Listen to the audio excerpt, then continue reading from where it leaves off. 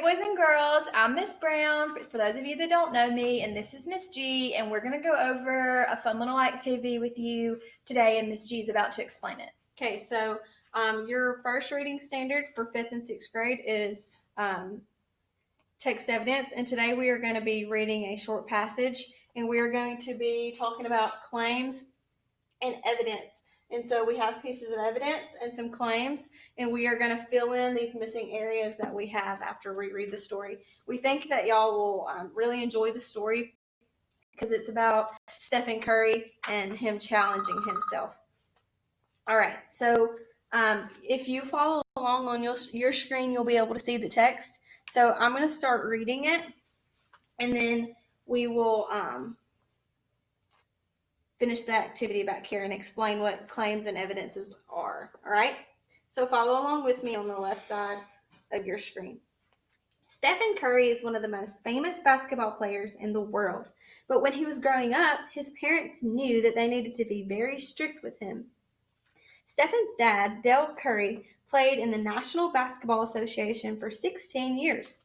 Dale and his wife, Sonia, did not want Stephen to think he was entitled to anything just because his dad played in the NBA.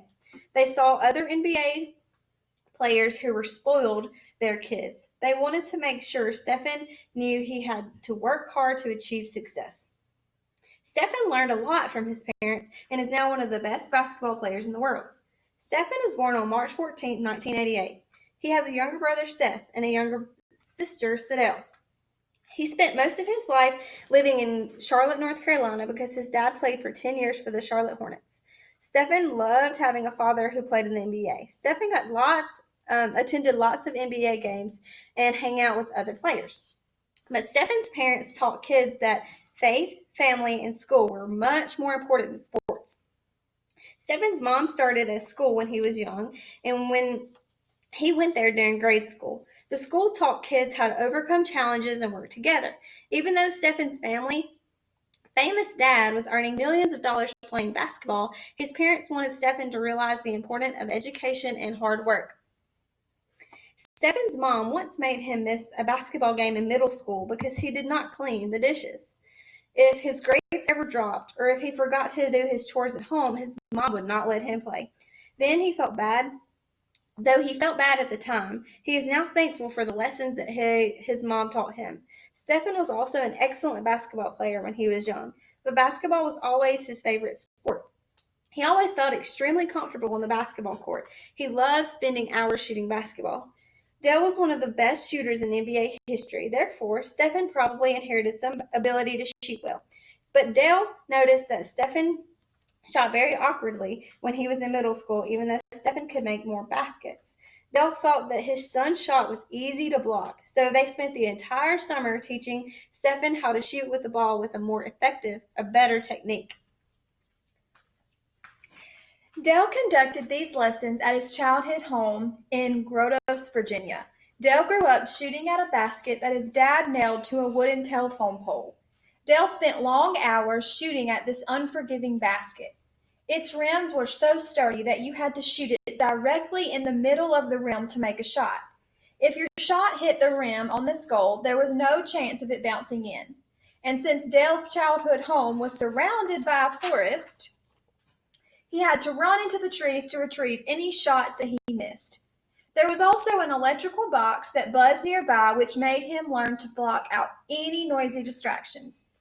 Dale said spending so many hours shooting at such a challenging goal made him a good shooter. He knew Stephen needed the same thing. Stephen was used to practicing on nice NBA courts with his dad, so it was frustrating for him to relearn his shot on a rigid goal nailed to a telephone pole in a big patch of dirt next to his grandparents' house. Stephen had to run into the woods every time he missed a shot, just like his dad did when he was a kid. He cried several times during this because it was so challenging, but with his dad's help and support, he became a better shooter because the baskets during a game were much easier to shoot on. Stephen started high school at Charlotte Christian School in 2002. His coaches knew that he was going to be a special player during his first season. They admired how hard he worked, and he attended workouts at 6 o'clock a.m. He asked to take home videos of their opponents to study how to beat them.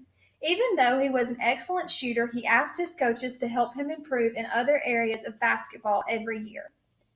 He started playing every game during his second season. Before his third season, the coaches told him he needed to shoot more, but he was worried that his teammates would think he was being selfish, and eventually his coaches persuaded him to shoot more by saying that they would win more games if he did. He led Charlotte Christian to the playoffs in his final 3 years. He was one of the best high school players in North Carolina when he graduated in 2006. He scored more points than any other player has at Charlotte Christian. Despite all of this success, few colleges wanted him to play for them. He was very skinny and does not look strong, so most college coaches thought he would not be strong enough to play well in college. But Bob, who coached at Tony Davidson College in North Carolina, realized that he would be an excellent player even though he was small. He rewarded Coach M for believing in him. He played in every game during 3 years at Davidson. During his second year, he led Davidson to 3 victories in the NCAA tournament, something Davidson had never done before. He impressed everyone by averaging nearly 30 points per game and making lots of three-point shots against much bigger players. During his final year, he scored over 40 points in a game 3 times. He was voted as the best player in his conference for second year in a row, and after the 2009 season, he decided he was ready to enter the NBA and prove he could excel against the world's best players. All right, so let's go ahead and discuss really quickly what claims and evidences are. So evidence is something that you cite directly from the text to support a question that you're given, right? We have to prove our answer or prove our comment when we write, when we talk, whatever, okay? So this is something that is directly from the text. And then these right here, claims, are just statements that you make in your own words of answering the question. So these are answers, or these are statements or sentences giving you a statement about something that happened in the story, or you might be answering the question, okay? So let's keep that in mind as we're doing this activity, okay? The first one, we have some evidence, and we are going to make a statement or make a claim about that evidence. So this evidence here says Stefan's mom once made him miss a game in middle school because he did not clean the dishes. So let's make a statement or make a claim about that evidence. What do y'all think about this right here? His mom made him miss a game because he did not do the dishes. So think about that for a second.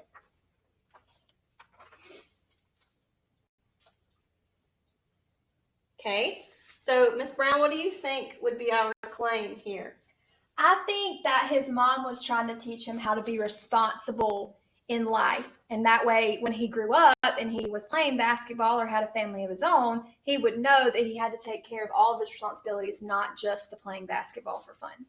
Yes, so that's what we're going to write. This was in her own words. So we're going to write that claim or that statement here. It's going to be his mom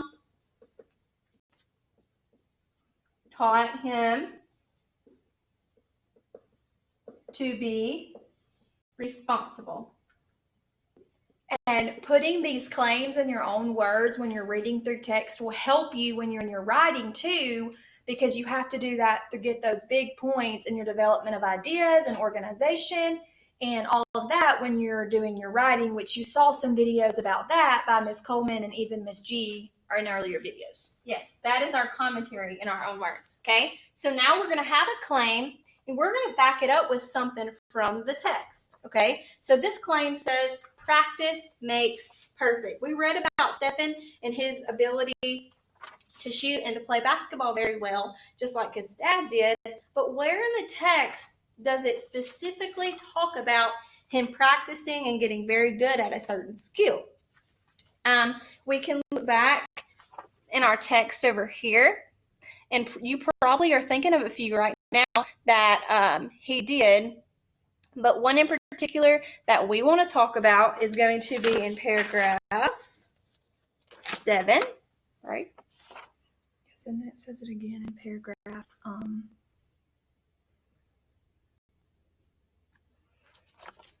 spending so many hours. Yeah, 7. Yeah. In paragraph 7, see that it says his dad said spending so many hours shooting at such a challenging goal made him a good shooter.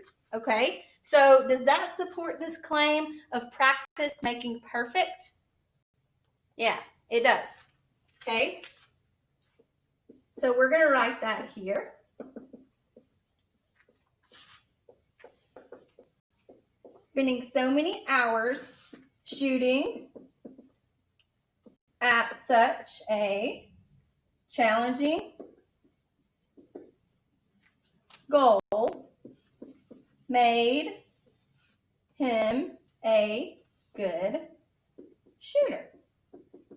Okay, that came word for word from the text. So I'm going to put it in quotation marks up here. Okay, you want to do those? Sure. Okay, so our evidence in this one says, but Stephen worried that his teammates would think that he was being selfish. So our evidence is when he was talking about that he felt like he was going to be selfish. So I want you to look back and see or think if you can think of a claim that could go with this. And then I'm going to let Miss G try.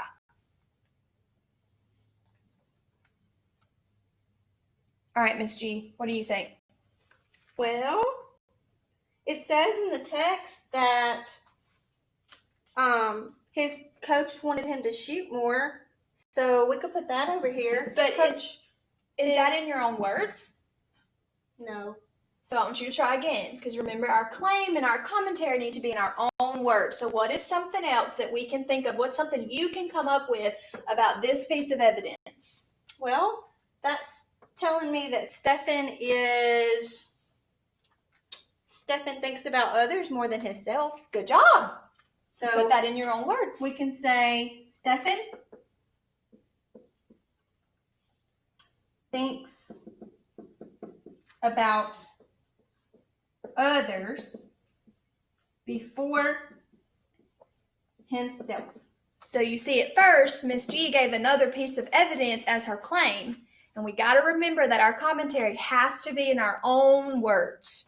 Okay, so now this last one, we're given the claim, boys and girls, and it says, working hard leads to success. So that's our claim, and now we have to find a piece of evidence that backs that claim up, that working hard leads to success. So I'm going to let Miss G look and see if she can find some evidence, and while she's looking, I want you to be thinking if you can think of some, and then when Miss G's ready, she'll share what she thinks. Okay. Might back that up. The whole text is discussing him trying to get better at basketball to be successful. So there's some all the way through. So if you don't find evidence that matches mine, that is perfectly okay. Everybody's going to have something different to say, okay? But the one I'm going to choose is, even though Stephen was an excellent shooter, he asked his coaches to help him improve in other areas of basketball every year. Now, another term that we talk about with evidence is relevant. We got to make sure that our claims match our evidence. So this one said working hard leads to success. And then my evidence is, even though Stephen was a good shooter, he asked his coaches to help him improve in other areas of basketball every year. So does that match up? Was he working hard to be successful? Yes, that is relevant evidence for our claims. All of these are relevant text evidence for our claims over here. They match, they go hand in hand with one another. So I'm going to write that down. And so you want to make sure, regardless of what text you're reading, whether you are reading this text about basketball or you're looking at a text on a cold read or even the state test, you want to make sure that when you have a claim, whatever you're saying, you back that up with evidence, and that claim is in your own words. But you also want to make sure, boys and girls, that you have relevant text evidence. You can't just throw any old piece of evidence in there and say this works just because it's in the text. It needs to back up what you are saying to be relevant. Okay? Yes. And for example, this activity was just something fun for us to do. However, these could easily be part A and part B questions on a test. So if it asks a question about how does the author prove that practice makes perfect? That would be part A. Your evidence could be spending so much hours shooting at such a challenging